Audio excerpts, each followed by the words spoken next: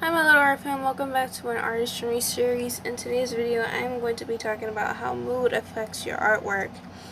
Now I did touch upon this subject in one of my previous artistry videos, and it was on the color theory, and I did touch upon that subject just a little bit, but now I really want to go into depth about this subject. So but before we do that, make sure to leave a like, comment down below, and make sure that you have subscribed so that way you can that way you can be part of my little art film community, and turn on notifications so that way you won't miss my uploads. So there's two factors I'm gonna get into when it comes to mood and artwork. Two things. One, it is color choice, and then the second thing is the style of the artwork. So I'm just going to be touching upon a little bit of both in this video, and hopefully you guys can understand where I'm coming from, and hopefully you can apply mood and make it into your artwork. And so, because that's how I do my artwork, you know, sometimes I have to be in a good mood to do artwork. In general, not like, I'm never usually in a bad mood. I'm just saying that in general, like, if I want to feel inspired by something, I have to have some sort of mood, you know, in order to create my artwork. So, first thing, let's jump into color. So, I just chose a few colors, like, I just chose primary and secondary, but if there's a color that I haven't mentioned in this video, that is because when I did my research on color and personality, color wheel and whatnot, there's just so many colors, and I was just like, you know what, let's just make it primary and secondary because we're going to be here forever. And so, yeah, we're just going to be here forever, and, you know, it's going to be pointless, basically. So yeah, if your color's not mentioned in this video, just look it up, and hopefully that color matches your personality. So, first primary color, red. Red is actually my favorite color. One of my favorite colors, actually. So, red means very passionate, and it means passion in general. It just means either you're, you know, passionate, like angry, you know, when it comes to angry. And I think it's really important to have passion when it comes to anything that you do. Otherwise, there is no spark in what you're doing, and you need that spark so that way you can be yourself, basically. And so yeah, red means passion, whether it's, you know, hot-headed passion or, you know, like love passion. Now, secondary color is yellow. No, sorry, not the second color, not secondary. The second color is yellow. And yellow is warm, kind of like red, but warm is more happy. When I think of yellow, I think of SpongeBob. I just think of this bubbly personality, you know, that SpongeBob has. So I think of happiness. I think of yellow as you know, a thing where, for instance, I also think of the sun. We need the sun, no matter what. We need the sun, and so the sun is, you know, kind of like it. You know, sometimes it's sunny out, some, like, you know, 90-degree weather and whatnot, and then sometimes it's a little bit more chill. But no matter what, I think in general people do prefer the sun. In general, at least when it comes to, like, you know, on a day-to-day basis, and then, you know, and then you have, you know, your few people that like rain. But yeah, I think, and even if it's cloudy out and there's a sun out, sometimes, like, you'll see the rays of the sunlight. And what, to me, that, you know, what yellow means is it shines and it prevails, and what its job is to provide happiness regardless of, you know, what type of darkness surrounds it, you know. And then we have blue, which is interesting because when I think of blue as a mood, as a personality, I think of rain. I think of that nice, calm thunder. Some people don't like it, and that's fine. But when I think of blue, it's very calm, and I think of water. And water is a very spiritual element, and in a lot of like cultures and whatnot. And so I think of water, and it's gentle. Blue is gentle, like a calm color. So I think of that. Now, this for secondary colors, I think of orange. There's orange, purple, and green. So orange, to me, I don't know. When I think of orange, I feel like there's like again, there's a mixture of red and yellow. So I think that orange, I don't know how to describe it. It's a mixture of yellow and like happiness, and then red is like anger, passion, and whatnot. So I think it gives spark to the yellow. Orange is like, I don't know. Orange is an interesting color. I always put when I incorporate orange into my artwork, I always put red because it's a complementary color, and yeah, and I think that it just shines enough. It's when I think of orange, it's just like it just shines enough, like because it shines. Meaning from yellow, we incorporate that from yellow, but then it's just enough subtlety for the red. It's not as intense as red, but it's not as subtle as yellow. And sometimes like the orange is like, I think of orange as really balanced. It's a balanced color of yellow and red, because if you incorporate orange into your artwork and if you have yellow next to it, it emphasizes the yellow. But if you have orange and red together, then the red emphasizes the orange side. So you can kind of see like it's a balanced personality, I guess, a balanced mood that it can be either with yellow or red. I know, I'm just saying it as a personality in general. A metaphor is what I'm trying to say. Now, purple is a sign of wealth, and no, green is a sign of wealth because abundance, but purple is royalty. It represents royalty and to some extent maybe wealth. So this is actually one of my other favorite colors besides red, and it's a very quirky color. I will say it's a mixture of blue and red, and it's, I don't know, it has, when I think of purple, I think of candles. I think of candles, like, you have a dim light and then you have candles, and whatever that candle scent is, it just, it makes, the smell and the atmosphere feel rich, is what I'm trying to say. So that's what I think, because purple is a calm color, but it's still bold at the same time. Now we have green. Green, to me, represents abundance. Abundance of anything. So you can associate green with when it comes to money. Green also means, in my opinion, besides abundance, it means system. So, for instance, right, when I think of green besides money, I also think of plants. That's the second thing.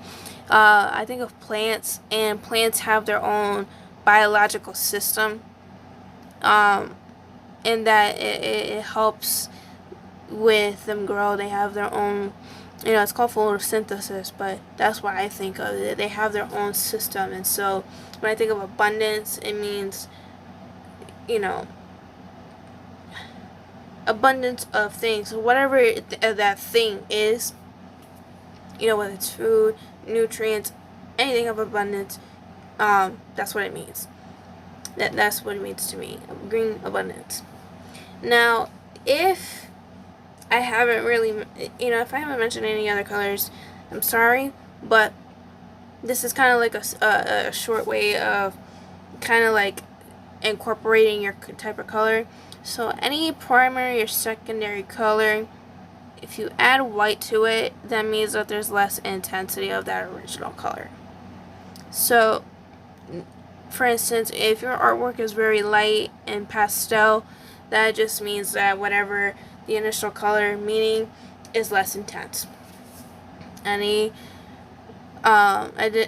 black, it just means very deep, and any original color plus the black, it just means that there's a deep emphasis of the original color.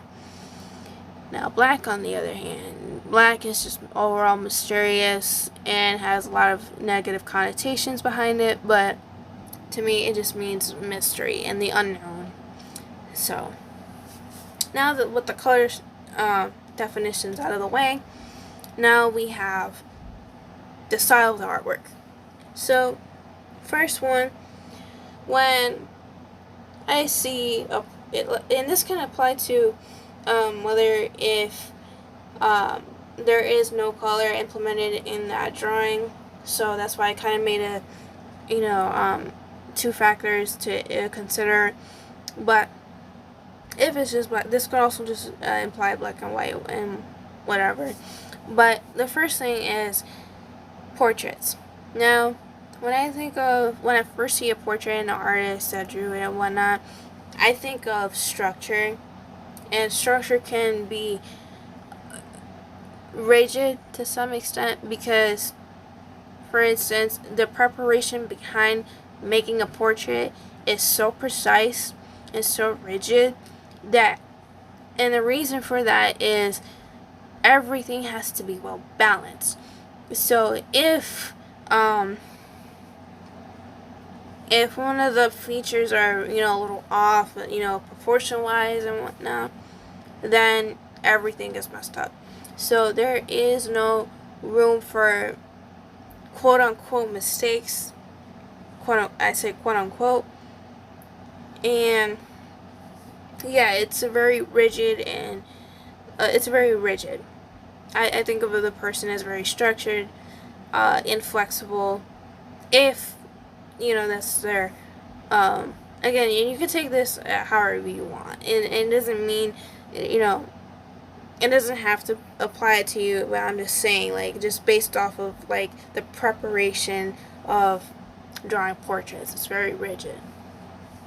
So opposite of that is cartoon. So if we think of portrait as an age spectrum, I think of sophistication. I know I'm jumping a little bit. Portrait to me is rigid and sophistication. And then now we have the opposite spectrum, which is cartoon, and cartoon is to me youthful, playful, creative. I know I'm saying like that I just bash portraits. I'm not bashing portraits. I'm just basically saying that that portrait is like the adult. It portraits the style. If a style was a human, portraits would be an adult, and a cartoon would be like a kind of like a kid almost. But it depends on how you apply that. So, for instance, if how when you look at television cartoons, and that can range from different demographics. So you have cartoons that are age specific to children, and then you have cartoons like Family Guy, or those types of genres of cartoon. They're more geared towards adults. So a cartoon is a spectrum, and how you want to take it. So that's what I'm saying about creativity. Very creative, very youthful. That's what I'm saying. Now, anime. Anime is very interesting. I would say for anime, if you do that, it is on the cartoon creative side, but kind of like the same thing, like as far as the demographic goes. I would say it targets teenagers and above, and the reason why I'm identifying these types of styles as age maturity is because that's how I can describe them. That's the best way for me to describe them. So when you think of a teenager, you think of, okay, well, some teenagers they look like adults, and because they're going through that change and whatnot, and so therefore they're kind of like in the middle, like they're not a child, and they're getting into like understanding of what it means to be an adult and whatnot. So a lot of times, for instance, a lot of times you'll see like anime characters that like have a childish looking face, right? But they have adult bodies. So yeah, it's interesting, and so that's the best way I can describe it as a teenager. Yeah. So very creative, very imaginative person, youthful, I would say, but overall, if I had to give it an age group, teenager. Best way to describe it. Now, on to abstract. When I look at abstract art,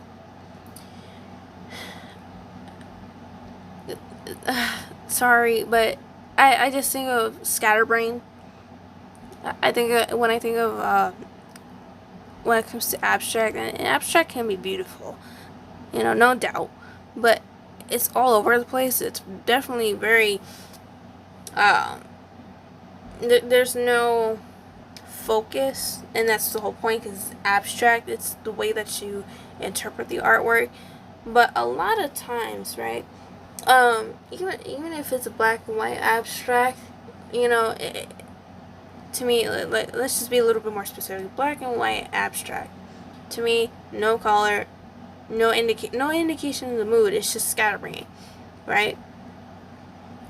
Now if it's a painting, for instance, and there's a bunch of different colors, well, you have a bunch of different moods going on in at one time, and then you're just kind of go with the flow.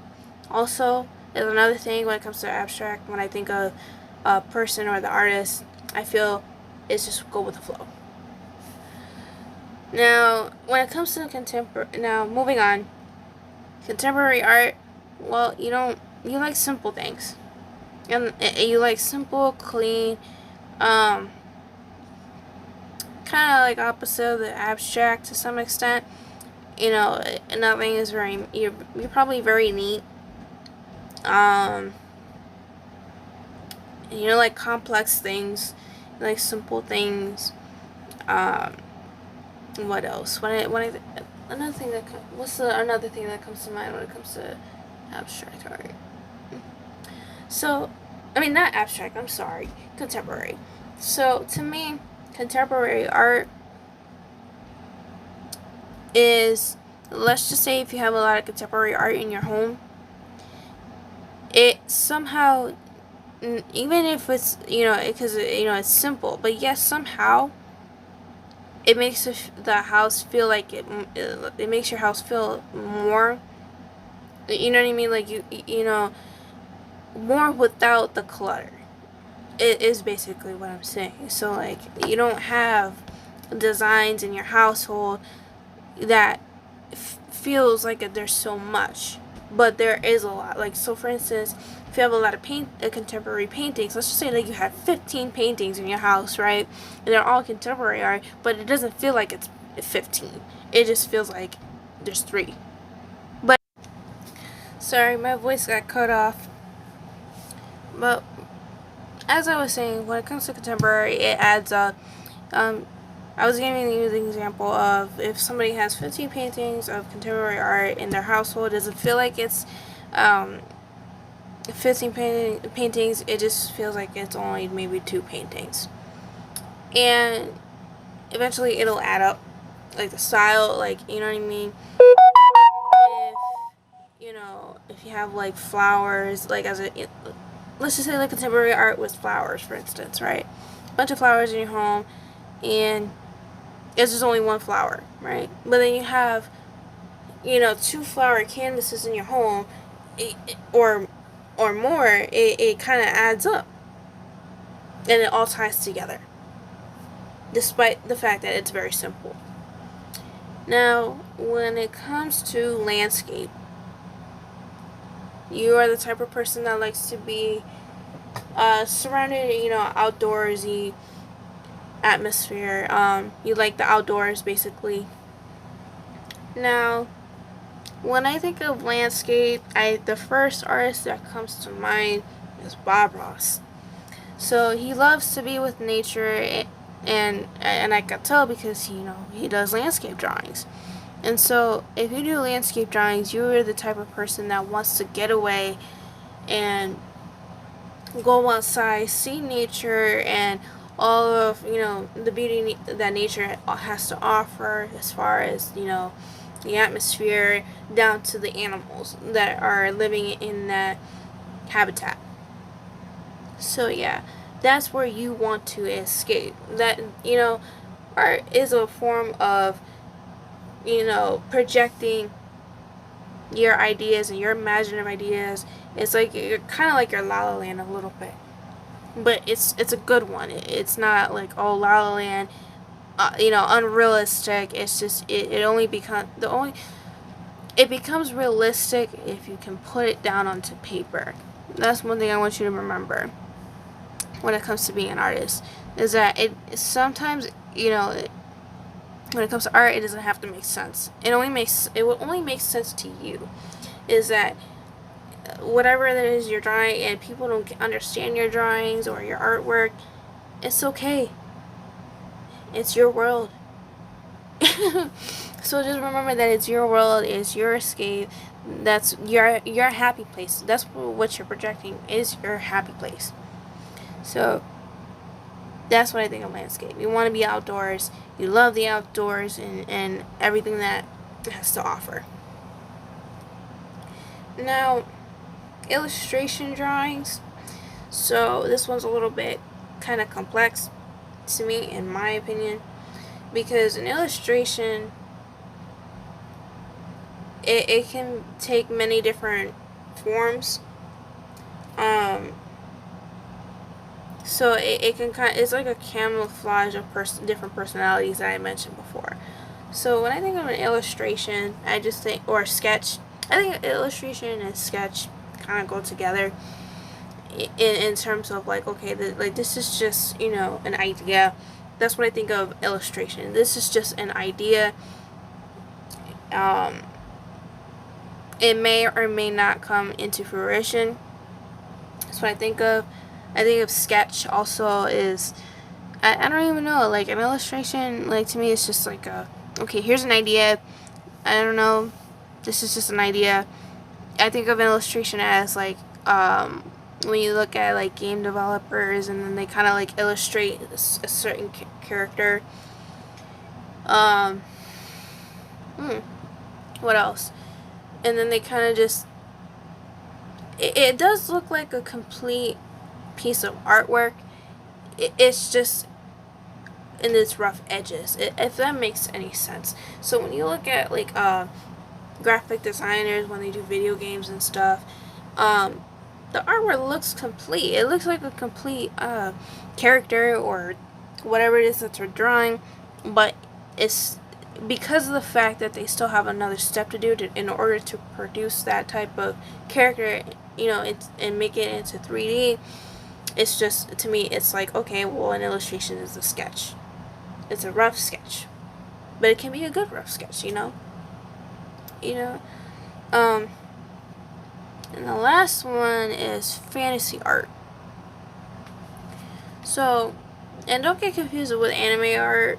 Anime, it can be fantasy to some extent, but I think when I think of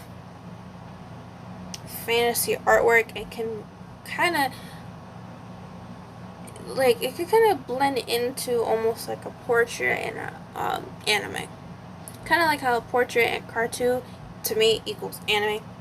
So fantasy, if it was like on the spectrum of realism, I want to say that it goes from cartoon, which is the most unrealistic, or it's not realism, it's just cartoon. Then we have the anime, then we have the fantasy, and then we have the portrait. So I put it in a spectrum just so that way you can kind of understand. And fantasy, to me, I love fantasy artwork. I love it. Shoot, I honestly, the best artwork that I have seen for art purposes is Magic the Gathering. Magic the Gathering. I love their artwork. I love their work. I mean, I kind of played it a little bit, but I wasn't too in depth with it. But I was just in depth as far as artwork, in as far as their artwork goes. And I remember that I wanted to look up some of these artists. I'm like, how in the world do they come up with this? How in the world do they come up with this idea? So I wanted to look up some of the artists, and I'm like, whoa. I didn't think there was that many artists. So, I mean, I get it. Like, there's a lot of cards, but this is me back then when I just got into it. I was like, wow. I was just like, what? This is some next level art amazement to me, in my opinion. Because again, if you want to, let's stick to Magic the Gathering for artwork for a minute. It's a little bit of realism, and there's some fantasy going on. There's some cartoon elements, but it's more 3D. So anime, but it's more 3D. So fantasy to me is anime, but more smooth and 3D. That is the best way that I can describe it, and I know that it may not be the actual definition that I have described it, but this is just me, on how I interpret different types of artwork. So some of them that I mentioned is I kind of mention them as like an age gap, as a personality, in terms of like youthfulness. Like when I think of portrait, I think of sophistication. But then as we go along, there's some spectrum of sophistication, like contemporary and maybe abstract, but then and maybe also even landscape. So but it's on a spectrum. So portrait to me is like the most how